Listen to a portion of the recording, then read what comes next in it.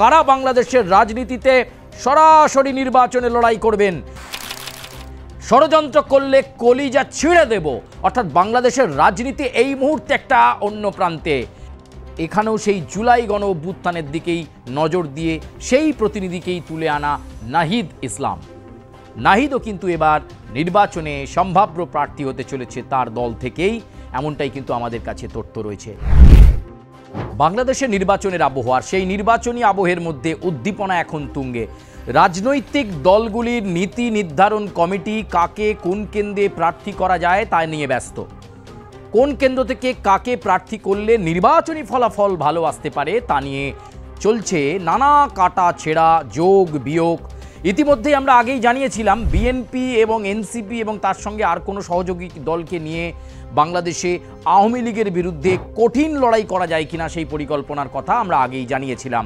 এবং ইতিমধ্যেই নানা শর্ত, একেবারে কোন শর্তে রাজি হবে, কে কোথায় কত আসন ছাড়বে, সেই সমস্ত কিছু জল্পনা কল্পনার মাঝেই এবার আপনাদের কাছে যে বিষয় নিয়ে কথা বলতে এলাম সেটা হচ্ছে সম্ভাব্য প্রার্থী তালিকা। বিএনপি এবং এনসিপি কিন্তু খানিকটা এগিয়ে থেকে শুরু করতে চাইছে, তাদের সম্ভাব্য প্রার্থী তালিকা প্রায় প্রস্তুত। এর আগে আপনাদেরকে বাংলাদেশের সমীক্ষা কি বলছে, কোন দিকে দিক নির্দেশ, দিশা কোন দিকে আমরা জানিয়েছিলাম। সেখানে আমরা বলেছিলাম শেখ হাসিনার দল প্রথমে রয়েছে, দ্বিতীয় রয়েছে কিন্তু বিএনপি, এবং বিএনপির সঙ্গে এনসিপি জোট হলে আসন সংখ্যা আরও বাড়তে পারে। এরপর আমরা বলেছিলাম জামাতে ইসলামী এবং তারপর বাকি যে দলগুলি। আজকে যেটা আপনাদেরকে বলবো সম্ভাব্য প্রার্থী কারা, আসুন আজকে সেই আলোচনায় আলোকপাত করা যায়। কারা বাংলাদেশের রাজনীতিতে সরাসরি নির্বাচনে লড়াই করবেন এবং নির্বাচনী লড়াই করে মানুষের কাছে হাত জোড় করে বলবেন ভোট দিন আমায়, উন্নয়নের বাংলাদেশ দেবো, সংস্কারের বাংলাদেশ দেবো, পরিবর্তনের বাংলাদেশ দেবো, কৃষ্টির বাংলাদেশ দেবো, সংস্কৃতির বাংলাদেশ দেবো। সেই তালিকায় প্রথম নাম তরুণ তুর্কি নেতা, যিনি কিনা গুরুত্বপূর্ণ দায়িত্বও সামলালেন এতদিন, তাকে কিন্তু এবার বিএনপি অর্থাৎ তারেক রহমানের দল নির্বাচনের টিকিট দিতে চলেছে। সম্ভাব্য প্রার্থী হিসাবে আজকে প্রথম নাম বলবো মাহফুজ আলম।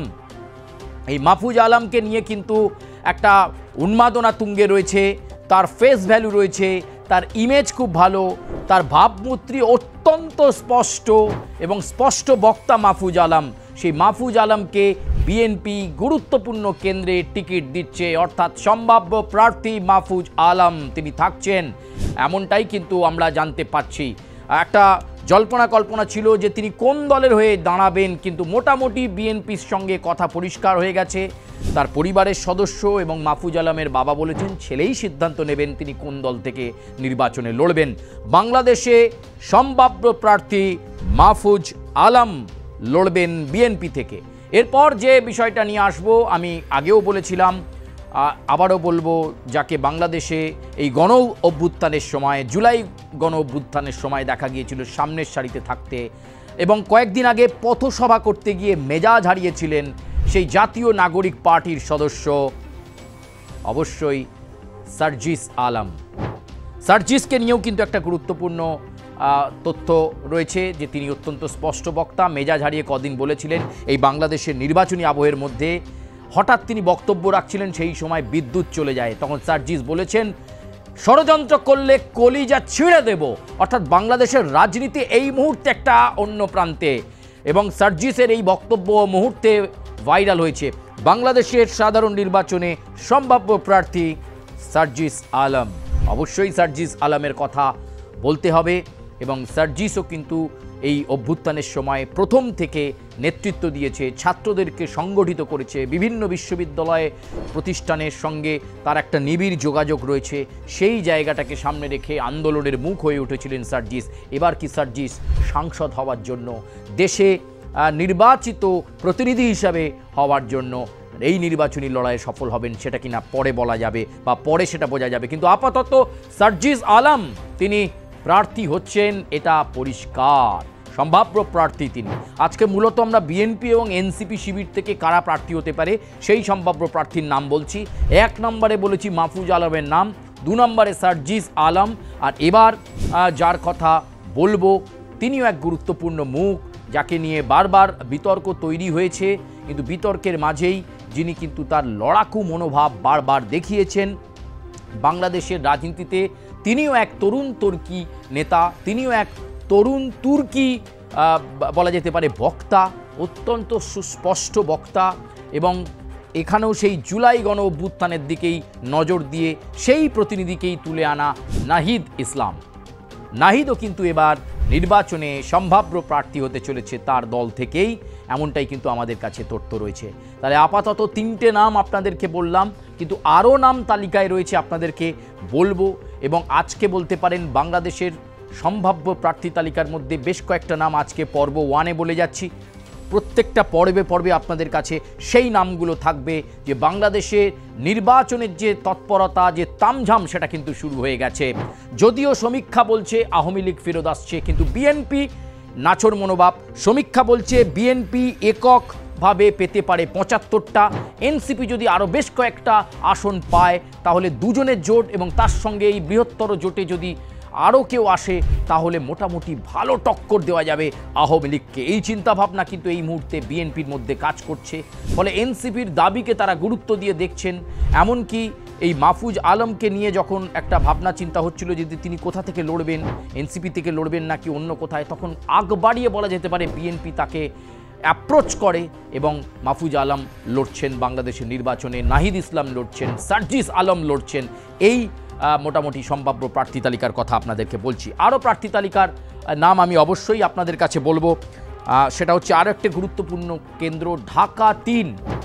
এই ঢাকা 3 কেন্দ্র থেকে নিপুণ রায়চৌধুরী, বিএনপির প্রার্থী নিপুণ রায়চৌধুরী হতে চলেছেন বলে আমরা জানতে পাচ্ছি। সম্ভাব্য প্রার্থী তালিকায় তাদের নাম রয়েছে। যাদের নাম বলছি ঘোষিত প্রার্থী তালিকা কিন্তু নয়, সম্ভাব্য প্রার্থী যারা তাদের ব্যক্তিগত করিশ্মা, বাংলাদেশে যাদের একটা ইমেজ আছে, ভাবমূর্তি আছে, দলগত অবস্থান ভালো, ভালো বক্তা, সাংগঠনিক ক্ষমতা আছে, মানুষকে সঙ্গে নিয়ে চলতে পারেন, এমন নেতাদেরকে নিয়েই কিন্তু সম্ভাব্য প্রার্থী তালিকা বিএনপি এবং এনসিপি প্রায় প্রস্তুত করে ফেলেছে।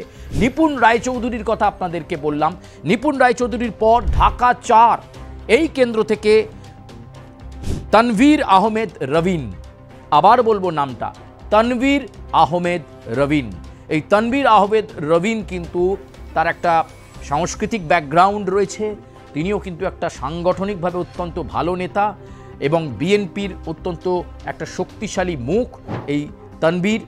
ফলে এই তানভীরকে কিন্তু সম্ভাব্য প্রার্থী বলা যেতেই পারে। এবার আসবো ঢাকা 6 কেন্দ্র। ঢাকা 6 কেন্দ্র থেকে নির্বাচনে সম্ভাব্য প্রার্থী ইঞ্জিনিয়ার, তিনি আবার অত্যন্ত গুরুত্বপূর্ণ। বাংলাদেশের রাজনীতিতে কিন্তু এই পরিশীলিত, শিক্ষিত, ইঞ্জিনিয়ার ব্যাকগ্রাউন্ডের মানুষ অত্যন্ত মানে কম সংখ্যায় সেটা রয়েছে। ইশরাক হোসেন, এই ইশরাক হোসেন কিন্তু অত্যন্ত গুরুত্বপূর্ণ মুখ বিএনপির তরফে। বাইরে থেকেও, দেশের বাইরে থেকেও কিন্তু তারেক রহমান এবং বিএনপির আরও যারা নেতৃত্বে রয়েছেন তারা কিন্তু ভাবনা চিন্তা করেই নামগুলোকে পুট করছেন।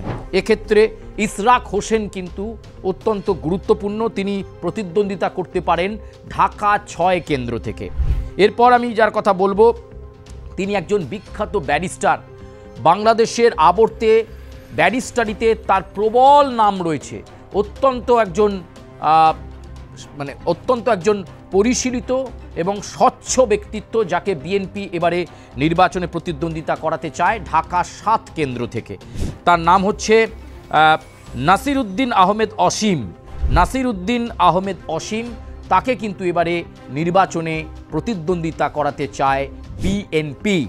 এবার আমি যার কথা বলবো তিনি কিন্তু অত্যন্ত গুরুত্বপূর্ণ আরেকজন, যাকে ঢাকা 16, অর্থাৎ এই যে বিভিন্ন কেন্দ্র, ঢাকাটা মেন জায়গা, রাজধানী আপনারা জানেন, সেইখানে বিভিন্ন রকমভাবে কেন্দ্রগুলো ভাগ রয়েছে। ঢাকা নাম্বার হচ্ছে, কেন্দ্রের নাম্বার হচ্ছে 16, সেখান থেকে প্রতিদ্বন্দ্বিতা করবেন আমিনুল হক কিন্তু সেখানে সম্ভাব্য প্রার্থী। আবার আমি বলবো আজকে যে প্রার্থী তালিকা আমি প্রকাশ করছি সেটা কিন্তু সম্ভাব্য। ঘোষিত প্রার্থী তালিকা ঘোষণা হতে এখনও বেশ কয়েক মাস বাকি, কিন্তু ইতিমধ্যেই একটা সার্ভে বিএনপি এবং এনসিপি তাদের মতো করে নিয়ে তারা প্রার্থী তালিকা প্রায় প্রস্তুত করে ফেলেছেন। সেই প্রার্থী তালিকা প্রস্তুতির ওপরই তারা দেখে নিচ্ছেন।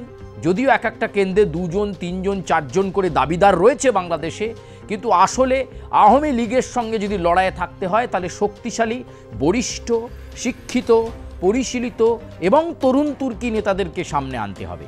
এই বিষয়টাকে মাথায় রেখেই কিন্তু এই সম্ভাব্য প্রার্থী আমিনুল হক।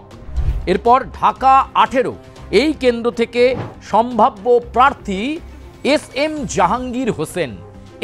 জাহাঙ্গীর হোসেন অত্যন্ত গুরুত্বপূর্ণ। এস.এম. জাহাঙ্গীর হোসেন তিনি সাংগঠনিক স্তরের নেতা এবং বিএনপির চেয়ারম্যান থেকে শুরু করে বিএনপির শীর্ষ নেতৃত্বের সঙ্গে তার একটা নিবিড় যোগাযোগ রয়েছে এবং অত্যন্ত ভালো ভূমিকা তিনি নিতে জানেন। যখন বিএনপি কঠিন পরিস্থিতির মধ্যে ছিল, যখন খালেদা জিয়া ক্ষমতা থেকে চলে যায়, সেই সময় কিন্তু অত্যন্ত গুরুত্বপূর্ণ ভূমিকা পালন করেছেন এই এস.এম. জাহাঙ্গীর হোসেন। তার ফলস্বরূপই বলা যেতে পারে দল তাকে ভুলে যায়নি। সে কারণে ঢাকা 18 কেন্দ্র থেকে জাহাঙ্গীর হোসেনকে প্রতিদ্বন্দ্বিতা করাবে বিএনপি, এমনটাই আমরা জানতে পাচ্ছি। আরেকটি মুখ বাংলাদেশের রাজনীতিতে, আরেকটি গুরুত্বপূর্ণ মুখ যেটা নিয়ে অবশ্যই বলতে হয়, নাম হচ্ছে রাশেদ খান। এই রাশেদ খান কিন্তু আবার একেবারে অন্য শিবিরের।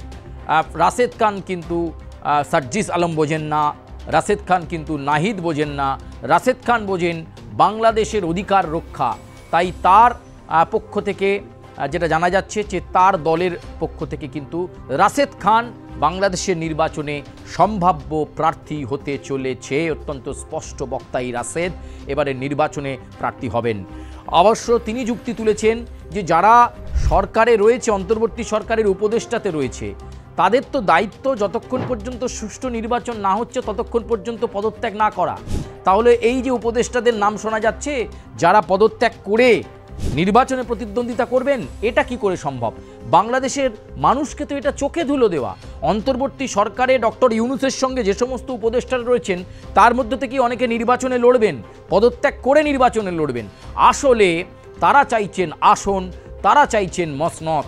ক্ষমতা বা পাওয়ার করিডোর কিন্তু এমনই। ওই যে গানটা রয়েছে, একেবারে যে জনপ্রিয় গান, তোমায় হৃদমা ঝাড়ে রাখবো ছেড়ে দেব না, ছেড়ে দিলে সোনার গৌর আর তো পাবো না, না না না ছেড়ে দেব না, তোমায় হৃদমা ঝাড়ে রাখবো ছেড়ে দেব না। আসলে কেউ ক্ষমতা ছাড়তে চাইছেন না।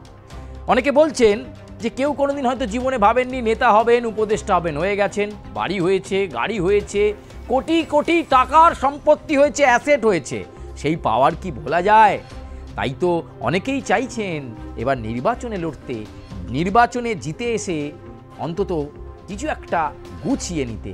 ক্ষমতা এমনই, কিন্তু আলোচনা হবে, বিশ্লেষণ হবে, ব্যাখ্যা হবে, সব কিছুই হবে। বাংলাদেশের রাজনৈতিক আবর্ত বারে বারে বদলাবে, কিন্তু নির্বাচন যে এবার হাড্ডাহাড্ডি হবে সেটা খুব পরিষ্কার।